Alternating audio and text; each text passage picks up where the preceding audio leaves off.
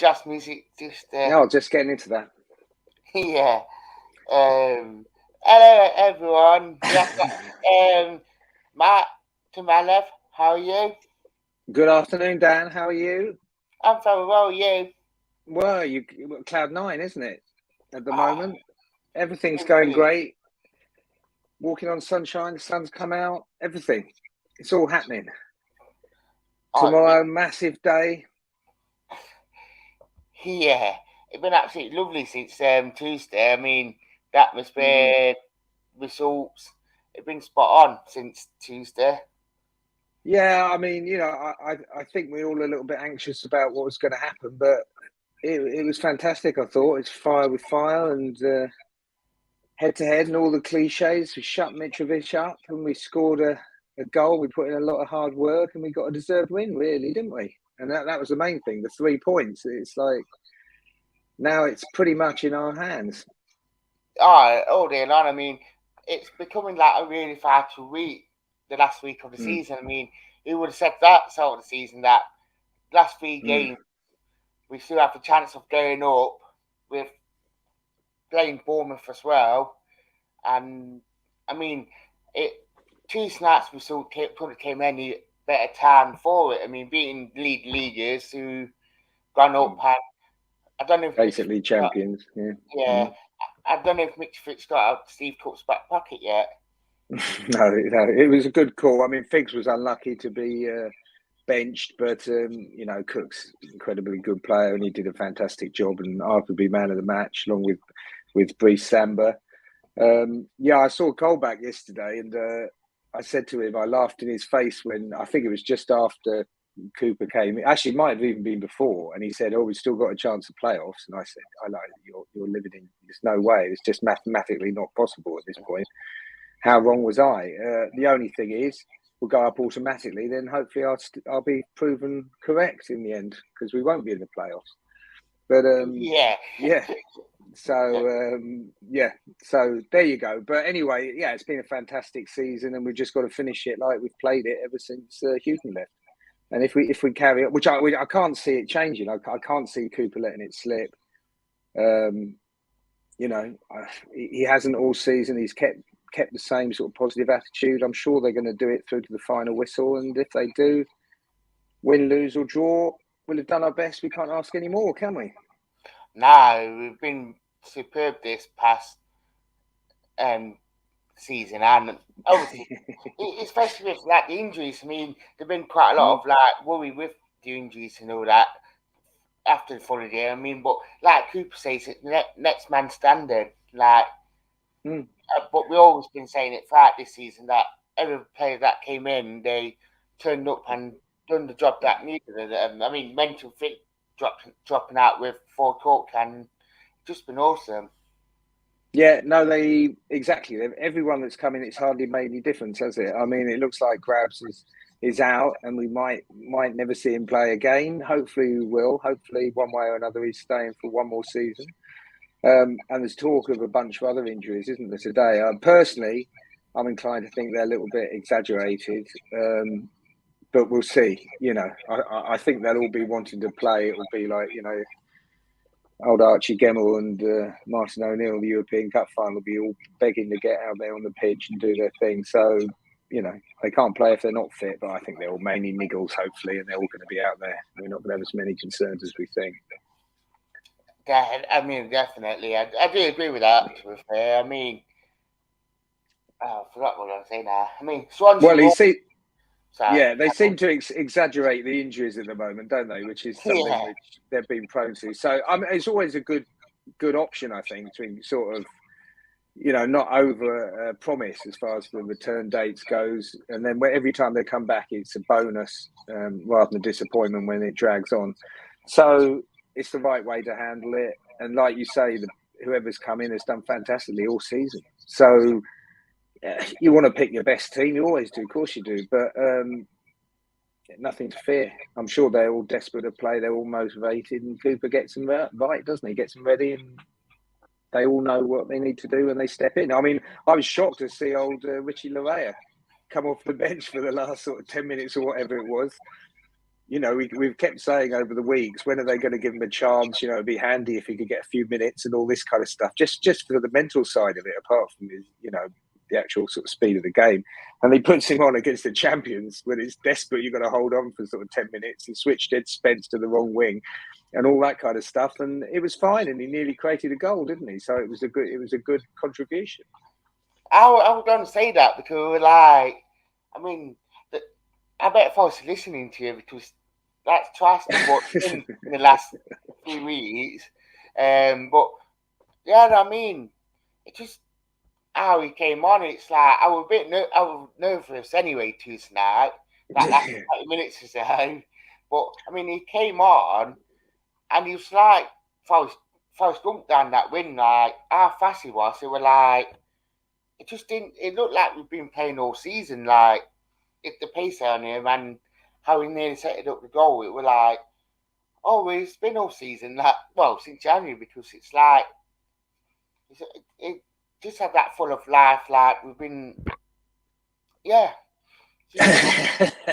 Well, I think he's more of an attacking threat, and perhaps it's been they haven't want to risk him defensively, which you can't afford to do, and so I think probably it's been more that side of the coin that they've been concerned about. But equally, that might be a good thing come the playoffs or come the final games where we need to score goals and we might need to switch things about. You can't see Spence being sort of taken off or having wings switched, unnecessarily. But you've got the option there. If it does come up, we've got an attacking threat that could be similarly potent as Spence is, although he hasn't been probably at his very best in the last few games. But that's all part and parcel of it, isn't it? Those two, him and Brennan, teams take notice of them, and like we stop Mitrovic, they stop them and they do whatever they need to do, and it lets other people play. So, you've got to look at the whole team, not the individuals really. And if they're not haven't contributed quite as much as they were, it's probably more to do with the tactics. Whoop, there you go. I just dropped the phone, guys. So anyway, yeah, it's all very exciting. History beckons. 3 games, 3 wins, Premier League. The other thing I was just thinking as well with it's good to see that. Jed didn't look out of place as well when he came on that left. When he switched left and back. Yeah. Which made me worry a little bit. Like, oh no, not Jed that's left back. He had a really good season and right wing back. Now he's gone left wing back. I'm like, if we stay, not saying that, I reckon people might be over exaggerating the left wing back, but I just don't want Jed having a cracking season, then going to left wing back and he goes from I will be to a League 2 player. Well, it's an option though, isn't it? Yeah. The interesting thing is it's an option because personally, occasions I feel we miss Colback in the midfield. Actually, Fulham, in a way, it would have been the kind of game where you like to have Colback in the midfield, like he was in the home fixture. We suffered when he went off, and we were comfortable when he was playing. But we've got the option now. We could take him into the midfield, or he might be knackered or injured, like they're saying. You can switch the wings, and you can have attackers on both wings, and you can split their sort of defensive concerns rather than having more sort of loaded on the right hand side. Because Jack's been sitting really well, but he's not as much of an attacking threat until he gets to the final yard or two of the pitch, in which case he's deadly.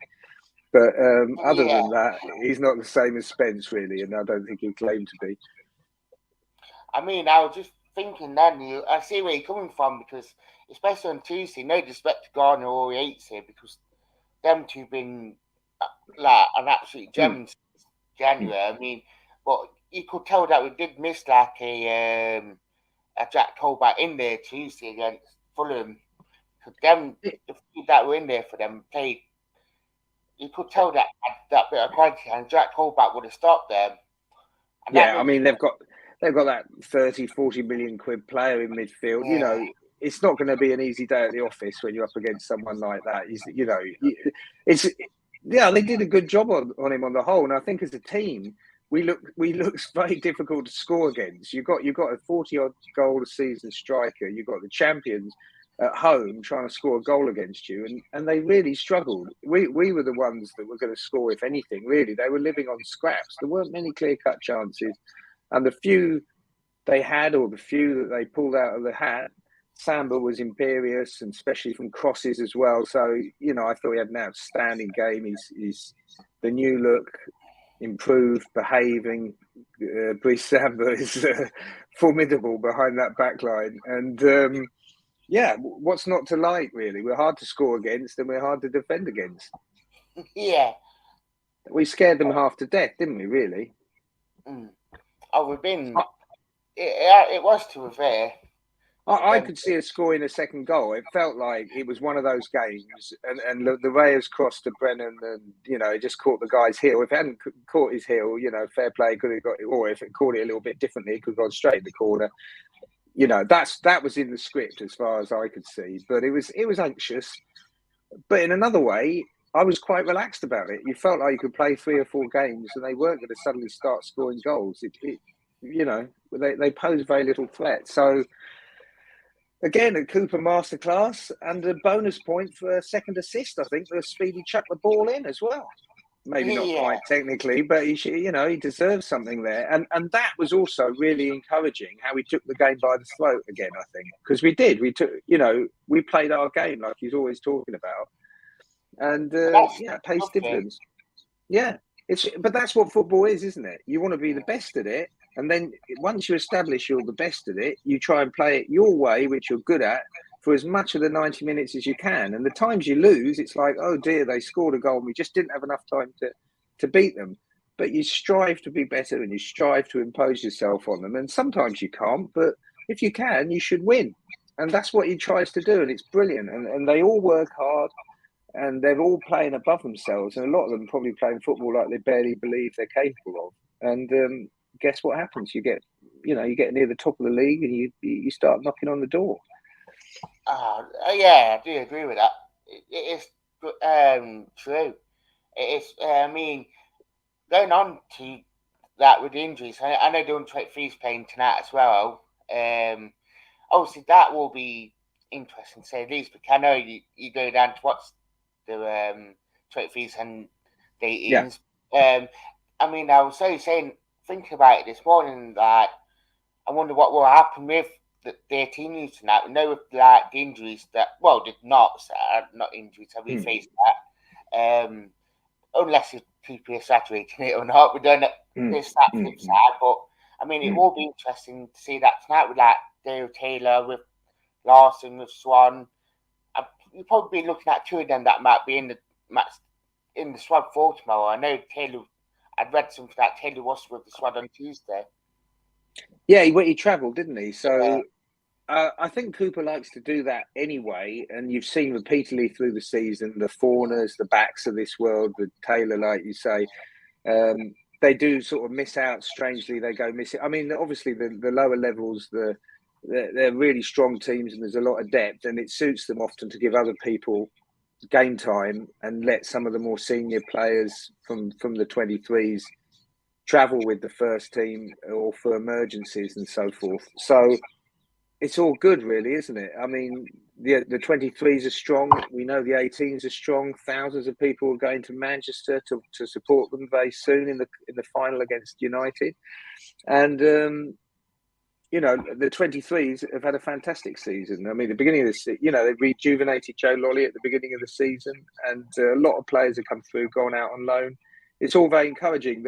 Half the problem is this first team's thriving so much. There's not going to be as many sort of spaces as looked to be the case at the beginning of the year for some of them to come through and remain at the club. So it's for a lot of them, it's going to be an anxious time where their contracts are coming up to end, and there's an excess of talent, and unfortunately some good players who years before we'd have been more than happy to keep are going to be let go, unfortunately. But hopefully we keep the best of them and we keep that record for keep putting players through that we've developed ourselves, because it's one of the it's proven extremely successful this year, and it's been successful in the past on a generally more bleak landscape. But it's all positive, and a lot of it is down to our homegrown players who all won awards this week, didn't they? That's the other thing as well. I mean, what all Yates did, Brennan as well, they all got their EFL awards, Team of the Year, Young Player of the Year, which is massive respect Jed for that. Yeah, and Jed. I mean, there's that for the big. I mean, Gary Bissell for Reed, Jack. I'll say Jack Lester, Neil Marshall, and all the players that've been there for when Warren Joyce, the whole lot of them. Reedy and Dave Taylor and all that lot. Yeah. I mean, massive respect for them for their progress coming through as well. Well, I saw something about that when they got the awards, and I think this year what we've learned also is that good coaches make good players. I mean, Cooper obviously for setting the tone from the top, but throughout the club we've got a lot of good coaches. They're all on the same page. They're all doing the right things. And it's not just the first team. It's not just a few troublesome players. It's the 23s, the 18s. The women are even having a decent season. So, it's the whole ethos of the club. Success breeds success, happiness, everything. It all goes hand in hand, doesn't it? Hard work, all these factors, and it's drummed into them from a young age. And like you say, I think Gary Brazil deserves the most credit of anyone, mainly not only for being good at his job, but sticking at it through the hard times. Because, it must be very frustrating when, it doesn't, things that you're trying to do get sort of ruined at the final stage. But at the moment, it's really harmonious through the whole club, I think. And there's a pathway there, hopefully. And it's all working together and the fans are all behind it. And that only helps, doesn't it? People are losing their minds about everything. We got Kevin Campbell back in town. I saw him last night, and he believes we're going up. He was the last guy to do it. His sale probably has been half the reason with Pierre's strike and all that kind of stuff that we've spent so long. Everything's kind of gone wrong from that point. So hopefully Kevin Campbell being back at the City Ground for the first time for all those years, it will be one of those things that forms a perfect circle, along with the likes of Cook and Surridge going back down to Bournemouth and sort of their old stamping grounds and taking away what they want and getting what we want. Definitely. It'll be poetic. As I said, do you think Forest will be able to start Prairie on Femi scoring tomorrow? Of course they will. Well, who scores again? If you can stop Mitrovic, you can stop all of them, can't you? No, enough that Great Wall of Nottingham. We're so hard to score against that. I mean, that's what football's about, isn't it? It's all about doing things in the key areas, and we're good at it at the moment. So, yeah, why not? Where's the evidence to the contrary? It's been very strong, very consistent. So we've just got to keep our heads, just keep doing what we're doing, and I'm convinced they will. You've got to trust in Cooper because he's done nothing wrong up to this point, and I just can't see him changing. And whatever happens, if we don't make it, automatic. If we don't make it in the playoffs, we just keep doing it. The results aren't guaranteed. All you can control is your performances, and that's what he focuses on. If the results come, great. They will come ultimately. If they don't come this year, it won't be through lack of trying, and that's all you've got to do. Do your best, and no one can ask more of that. And our best is good enough. Definitely. What's his scoreline prediction? Yeah, 2-0. 2-0. Let's. What about you? I'll tell 2-0. I know. I'll probably 2-0 to be fair. I think we will score. I think Swansea will make it difficult for us. I will always say that because, but I do think that we will win, and then it will just. I think we'll win, and it'll send us a good send off for the home crowd for this season. Not saying that potentially there might be another game. There might not. I don't think there will be another game this season. Hopefully not. No. I think tomorrow will be our last one, and I think then it all goes for Tuesday. Then like we win tomorrow, and hopefully we get level in points with them. Then Tuesday we see a Steve Cook and a Sam Surridge goal. Well, it's a playoff. Yeah, exactly. Yeah, it'd be nice for both of them to score. I mean, it's basically will set up a playoff final, won't it? Yeah. Essentially. I mean, you've still got to do the job, get the job finished the last game of the season. But you know, we've got 3 cup finals. Like they've been saying for whenever it was 7 games, we've got 7 cup finals. We're down to 3 cup finals now. And yeah, hopefully they give us the result, which is the main thing. Is 1-0, you know, like it was on Tuesday. Fine, I'll take that all day. But the ground is going to be rocking. They're going to get a massive send off. You know, regardless, we don't want to. We've just got to start the game strong, impose ourselves on it, and put in the full 90 minutes on and off the pitch maximum, and blow them away. Nothing left to chance. No, and that's the thing as well. Obviously, we can't forget Huddersfield as well. They're still within the same chart as us. But then we just got not worry about them, and like we've been saying. And obviously, we could briefly Huddersfield out of it. Then hopefully, by this time next Friday, it'd be like, oh, we're 3 points ahead of Bournemouth, and it'd be our downfall for losing it. Well, yeah. I mean, like on Tuesday, the worst thing was them scoring all those goals back, and I had Man City on in the background behind, and people kept saying things like 3-2, 4-3, and all this kind of stuff, and they were talking about Man City rather than the Swansea game. But yeah, I mean, you know, that was the concern. If they you could have had a situation where they could have won the game or drawn as they did. And we could have conceded a goal, and things could have changed really radically in the last couple of minutes, which would have been, you know, the worst possible scenario. But, you know, things like that can happen, but it didn't happen too much. And you'd have taken a draw beforehand.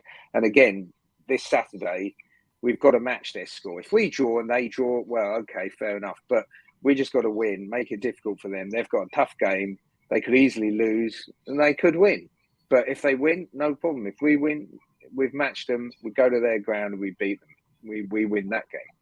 So, you know, we just got to keep calm and carry on. Definitely. And just can't say enough. Yeah, definitely. Well, yeah, exactly. So, yeah, just keep doing it. Definitely. So I'd like to say thank you for coming on. Thank you very much, Dan. Hopefully next time it'll all be nailed on. Yeah, definitely. Obviously, Matt has got some of his things, what his job, all my prints and stuff. Yeah, no, I've just finished the team. I'm just doing Ethan Horvath to add to a big masterpiece of the season. So that's the plan. And I'm not typing any text in the background just yet, but there's space for promotion or we're going up or something like that. So I'm not tempting any fate, but I'm getting ready for all eventualities. But it's going to be a great season, whatever happens. Yeah, definitely. And, you know, what can you say? Right, so I'd like to say thank you for watching, guys.